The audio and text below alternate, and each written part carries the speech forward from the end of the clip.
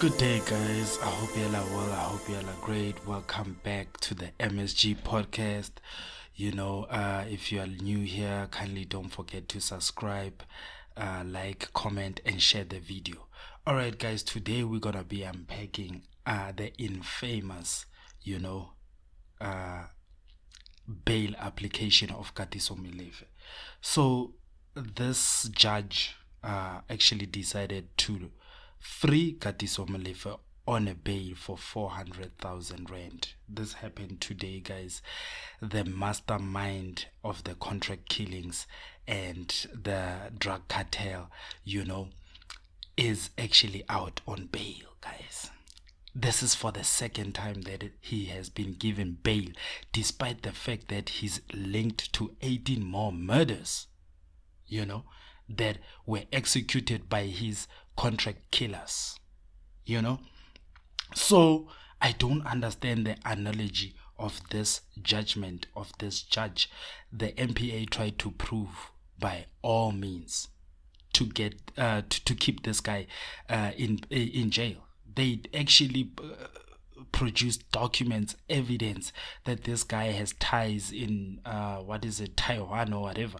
He was planning to go there. He's been in the UK in 2004 while he was actually trying to smuggle drugs there or something like that. His son is out of the country as we speak, and he's also implicated in some of these things. He's out of the country somewhere in Africa or Europe, wherever the hell he is, but this judge decided to grant him bail. I just want us to listen to the judgment, guys. In other breaking news, controversial businessman Katiso KT Molefe has been granted 400,000 rand bail by the High Court in Johannesburg. Molefe is accused of killing music producer Opa DJ Sumbody Safoka and his bodyguard in 2022. He also faces charges for the murders of Hector DJ Vintos Buthelezi and Vereniging-based engineer Armand Swart. The Alexandra Magistrates Court had earlier denied him bail in August. The appellant is granted bail in the amount of 400,000 rand, full stop. This amount is in addition to the bail granted by the High Court of South Africa, Gauteng Division, in brackets Pretoria, under case number capital letter A 112/2025 in the sum of 100,000 rand. The National Prosecuting Authority has expressed disappointment over the High Court's decision to grant Katiso KT Molefe bail, but says it accepts the judgment and will be studying it further. Disappointing outcome, of course. We were not expecting such an outcome. However, as the NPA, we take it on the chin and we move forward in terms of studying the judgment of the court and to determine or craft a strategy in terms of dealing with the matter going forward. The judge is saying most of the allegations are speculative. What is your reaction on that? We were still dealing with the bail application stage, where the onus lies with the accused to prove that indeed there is an existence of exceptional circumstances which, in the interest of justice, permitted his release on bail. So the burden was more on the side of the accused than on us as a state. We have presented enough material as the state, though the onus was not on us. We believe that the investigating officer did a sterling work, working closely with the prosecutor. They presented enough evidential material to show the court the seriousness of the offences that the accused are facing, as well as information that supported our submission that he is a flight risk and that he is a danger to society, as well as the fact that there is a possibility of him intimidating our witnesses as the state. So we were of the view as the NPA that we have provided the court with sufficient information for it to arrive at an informed decision, and that the lower court had no misdirection on its part in terms of applying the principles of the law as well as in assessing the facts that were presented before it. However, the court arrived at a different conclusion, and as the NPA, for now, we accept the court's decision. We will go and study the judgment. Therein, full stop. Below that, the final heading is order, and then below that, numbered paragraph 96.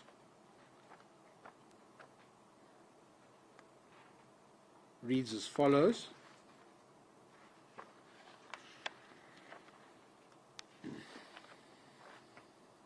This court grants the following order, colon. Below that, numbered paragraphs. Numbered paragraph 1. The order granted in the Regional Court of Gauteng, open brackets, held at Alexandra, close brackets, comma, under case number, capital letters RC 555/2025, comma, whereby the appellant apostrophe S appellant's application for bail was dismissed, comma, is set aside and is substituted with this order, full stop. Numbered paragraph 2. The appellant is granted bail in the amount of 400,000 rand, full stop. This amount is in addition to the bail granted by the High Court of South Africa, comma, Gauteng Division, in brackets Pretoria, under case number capital letter A 112/2025 in the sum of 100,000 rand, full stop.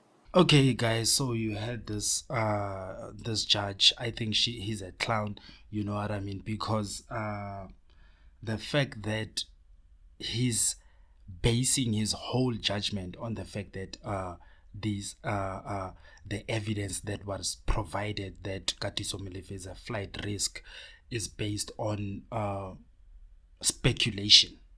Like, how is it speculation when the murder weapons are there, when the communications is there, when the payments are there? How is it speculation? Now, can he actually try to tell us how is that speculation? Because this guy has been caught and his cell phones, you know, they have been analyzed through the, I don't know, is it section 205 or what? You know, they have been analyzed there, you know, and they find out that he made payments for certain contracts to happen. Like, for example, the murder of Arman Swart, who was actually a white person, you know, that guy, there's communication between the hitmans and Katiso Molefe to say that he must die, you know what I'm saying, even though it was the wrong person, you see. So he went ahead and gave him bail, and he didn't even flinch when he did that, you know. He just took his cup of water and he drank, knowing very well, alright, I want to show you guys flames. You South Africans, you don't know how the criminal syndicate operates. I'm part of it, guys. I'm granting him bail, despite the fact that he was granted bail and he went at bail and he went ahead to commit a murder, you know. To be in a conspiracy to commit a murder. Arman Swart was killed just after he got released in bail, on bail. You know, the first bail that was like around 100K or something, you know. He's still attending that matter. But in any case, the judge just decided to release him. This talks to what Mkhwanazi was saying in the ad hoc committee, that the criminal justice system is captured, guys. The criminals are now having more rights than the citizens. So you are telling me that the Constitution and every other law that we got there, you know, or every other supplement law that we have, you know what I'm saying, it actually precedes the right to protect citizens from dangerous human beings and criminals, you know. So he is trying to actually, I'll drop that clip right now. He's trying to actually say that the judiciary is captured because now only one person exercises discretion on whether can we deny bail or not. And this is a typical example of what General Mkhwanazi was talking about. General, was it not an overreach to say in that press conference that the judiciary is also involved? Because judiciary, me and you and all of us, we have a duty to protect it with everything we have. It can't be that a magistrate who has faltered wherever, because I believe if a magistrate has faltered, there is a recourse. We can take this on appeal and do all manner of things. But to use a judgment of a magistrate to then say judiciary is involved, I think it was a bit overreach. I get the point what you were trying to drive home, especially a magistrate. As a member of the Judicial Service Commission, judiciary to us is judges. We know magistracy is part of that. But when you are asked to give example of these judicial people who are involved in this wrongdoing and were given a name of a magistrate compared to what we had at the press conference, I think there was an overreach there.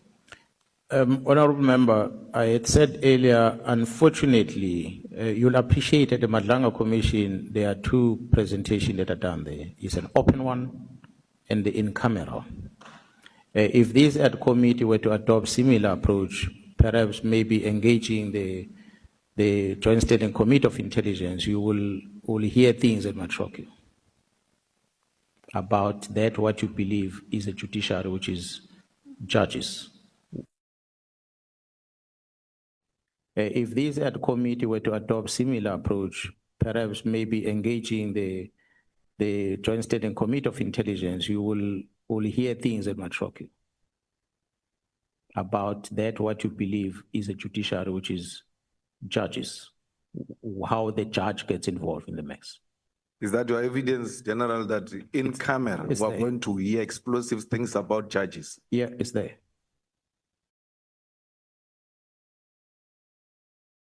Because this judge deliberately gave a murderer, an alleged murderer, bail, while this guy has multiple cases involving him and contract killings and drugs and tenders. You know, he tried to extort a 1 billion rand tender, you know, airport project, you know, that was supposed to be built somewhere, I think in Eastern Cape or something. You know, I will have to look at that. But like, how do you actually release a person like that and sleep at night? In terms of the firearms, you will recall that I've always maintained that we've got 3 firearms in police custody that we have seized. It's the 1 AK-47 and the 2 pistols. So in terms of the case of Mr. Sibanyoni, we have linked the attempted murder to that 1 AK-47 that can also be linked to the Amanswar case, the DJ Sumbody and his 2 bodyguards case, the Don Dingleni murder, as well as the DJ Vinto's murder. So we now know that that AK-47 was also used in the attempted murder of Mr. Joe Sibanyoni. And then in terms of the DJ Vetti's case, we are positively linking the pistols, one of the pistols that we have seized and that is in custody, that is in police SAP 13, to the attempted murder of DJ Vettis, one of the 9mm pistols that is in custody. And then in terms of the cases, I'd previously mentioned that we couldn't rule out the possibility of adding more cases to both cases when we are referring now to the Katiso Molefe case as well as the Katmatala case. I'd previously indicated that we were linking those 3 firearms with 10. The cases have now risen to 18. These include murder, attempted murder, and other serious crimes. So we are now sitting at 18 cases where we are linking these 3 firearms that are in our possession. You will recall that the Tebu Hotobejani AK-47 has not been found. We are still looking for that particular AK-47, and so in police possession we have the 1 AK-47 and 2 pistols, so 3 firearms that are now positively linked to 18 cases, which include your murder, attempted murder, and other serious crimes. So we cannot also rule out the possibility of adding other cases. Right. And you can see this Madala is like he's very old. He should be on some farm or he's chilling with his grandkids. He should not be giving out judgments, man. Because he literally failed us. All right, guys, I want to divert this topic into something else, because this guy is linked to the DJ Sumbody murder. Remember, Mkhwanazi has confirmed yesterday in the ad-hoc committee, he had confirmed that Katiso Molefe is linked. DJ Sumbody was killed for a drug consignment of 200 million. That was stolen, from the Hawks safe location where they keep evidence. Allegedly, some people broke in, and that place was not even secured. They broke in, and after breaking in, they actually took the consignment. They only took the 600 million consignment. The 200 million consignment. There were a lot of things that were there, like weapons, AKs, and all those sorts of things, and even money, because this is where the Hawks keep their evidence in KZN, So what actually happened with this 200 million drug consignment, it's allegedly from Mexico, from the infamous Sinaloa cartel that we all see on the movies and series. It's from the Sinaloa cartel. It had a brand logo of a jaguar, symbolizing that it's from the Sinaloa cartel. So when this drug shipment came to South Africa, the Hawks intercepted it. It's either the Hawks or, but it got intercepted by our law enforcers. So that drug consignment was kept somewhere in a safe location, without the general's knowledge, without Ntahla Mkhwanazi's knowledge. You know what I'm saying? Yet he's the provincial commissioner. So these people, it's either the big 5 people or the corrupt cops, because apparently some members of the Hawks were also there. They are the ones who actually took that drug consignment, and it resurfaced in the Johannesburg streets. So it resurfaced in Joburg, whereby they gave it to these people like DJ Sumbody to push it. Now that's where the danger came in, because the Sinaloa cartel was looking for their lost shipment, their 200 million lost shipment, especially if that shipment was going to be transported probably in Africa or Europe, maybe via the Mediterranean Sea, or in anyhow they smuggle it to Europe, because apparently they use South Africa as a point of departure, to actually go into Europe, So if that was the case, if the cartel wanted to do that, and their shipment got busted by the cops, and now they hear the word that somebody is selling this thing in Joburg, obviously that's where the DJs of this world who are conniving with these criminals, their lives got in danger, because now DJ Sumbody, days before he was brutally gunned down, he went to Cape Town trying to open another Ayep. As we know, he had an Ayep in Main Lane, so he was trying to open another new Ayep in Cape Town. So when he got in Cape Town, this Ayep was being extorted by this gang boss who was 28, called Raldolf Steinhoff, or whoever is his name. You know, he's also behind bars for murders and a lot of shenanigans. You see, so he's allegedly the 28 gang boss in Cape Town.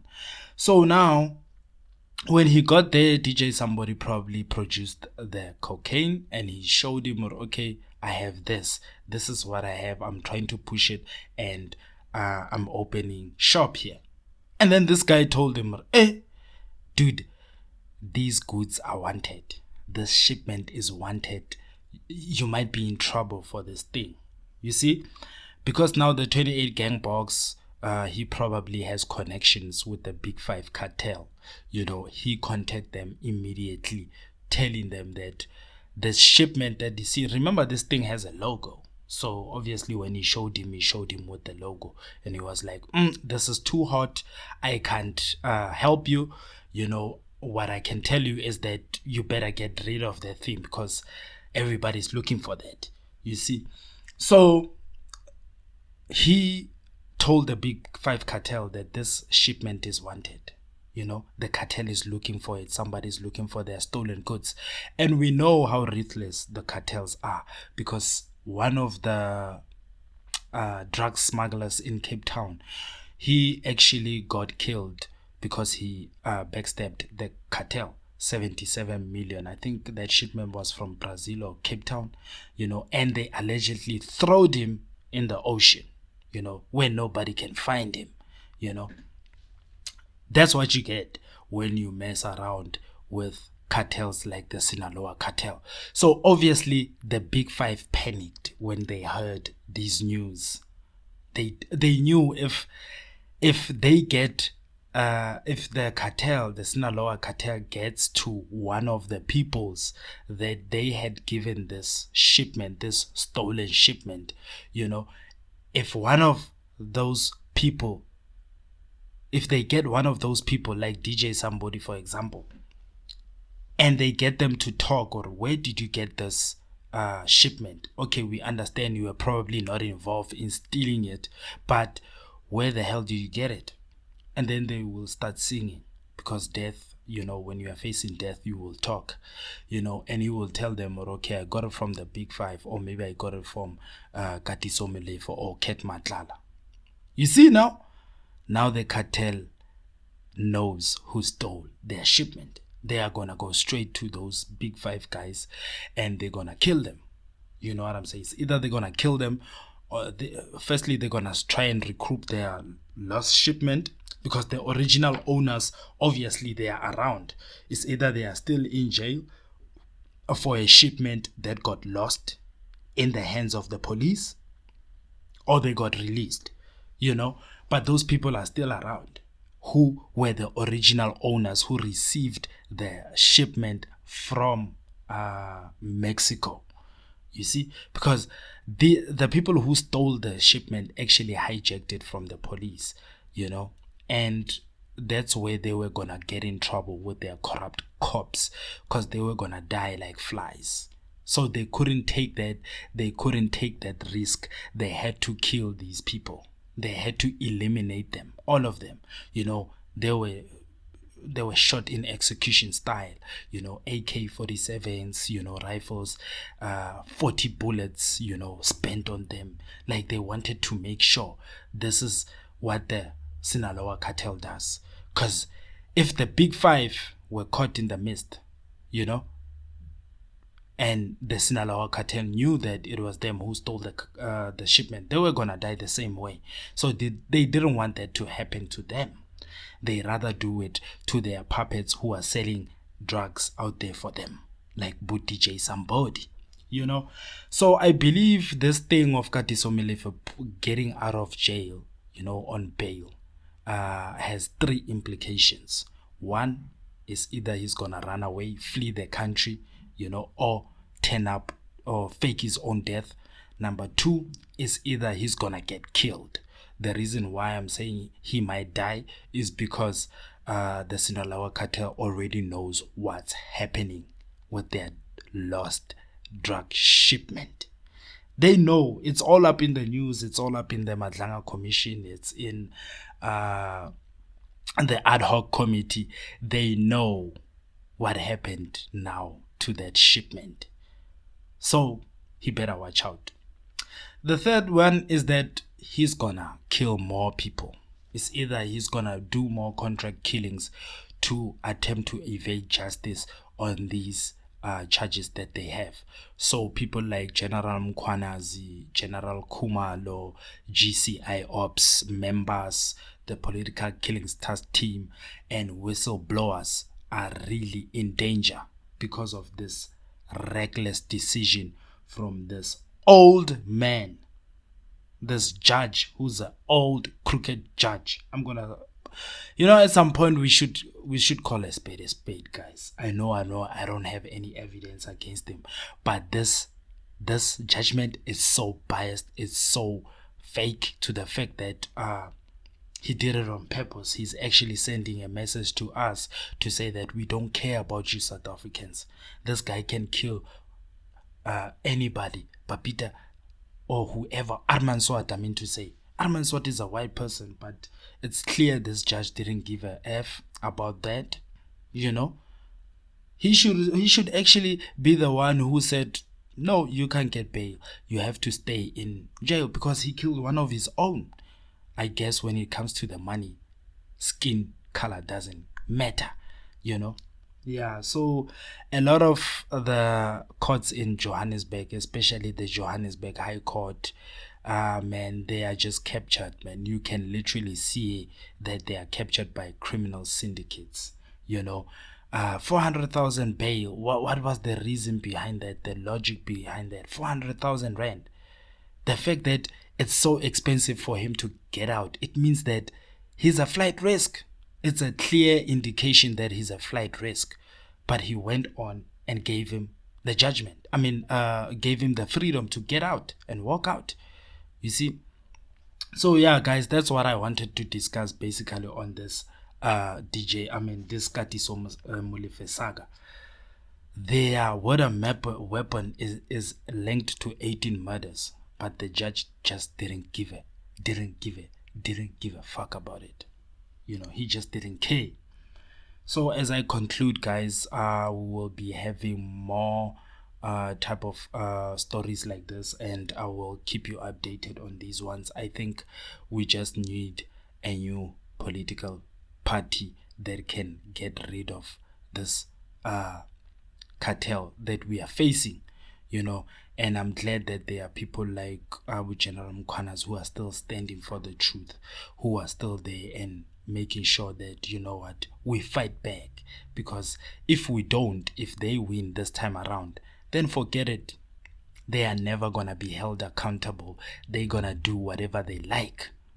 You see, I'm telling you, as this guy is coming out, we're gonna hear somebody dying. We're gonna hear bodies dropping. I'm telling you. Because the last time he came out on bail, bodies dropped. Arman Swat was killed brutally. Even though it was a case of mistaken identity. This shows how reckless they are. They don't even know the person that they're supposed to shoot. They just kill. But the fun fact is that they didn't release the hitman. They released the mastermind, but they don't release the hitman. To show that this is all crap, guys. It's all crap. The mastermind is even more guilty than the hitman, the person who pulled the trigger.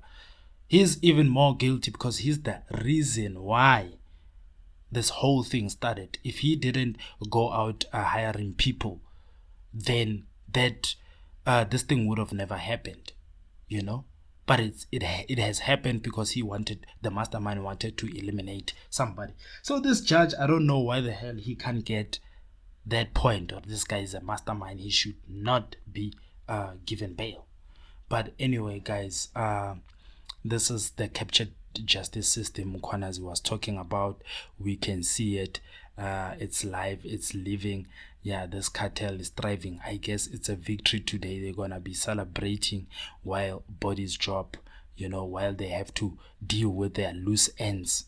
This guy's son apparently is out of the country, and he's also implicated. I think some cops are looking for him or something like that.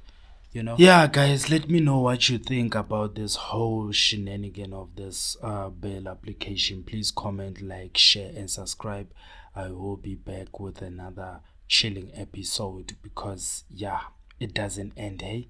Every day, we are witnessing a whole lot of shenanigans that are happening in South Africa and that are telling us that our nation is being run by criminals, you know, and cartels. We don't have a nation. We don't have a state, we don't have a government. We are run by cartels and thugs.